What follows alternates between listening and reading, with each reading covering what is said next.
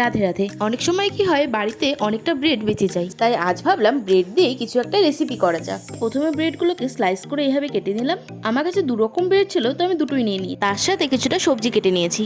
প্রথমে কড়াইয়ে বাটার দিয়ে নিয়েছি, সেটা মেল্ট হয়ে আসার পরে তারপর দিয়ে দিলাম ব্রেড স্লাইসগুলো। সেটা দেওয়ার পরে এইভাবে লাল লাল করে ভেজে নিতে হবে। তারপরে সেই কড়াইতেই দিয়ে দিলাম কিছুটা পরিমাণে কুকিং অয়েল। তেলটা একটু গরম হয়ে আসার পরে তার মধ্যে দিয়ে দিলাম জিরা আর কাঁচা লঙ্কা। তারপরে এক এক করে সমস্ত সবজিগুলো তাতে দিয়ে দিলাম, আর তার সাথেই দিলাম একটুখানি লবণ আর একটু হলুদ। সবকিছু দিয়ে সেটাকে সুন্দর করে নাড়াচাড়া করে নিতে হবে যতক্ষণ না ফ্রাই হয়ে যাচ্ছে।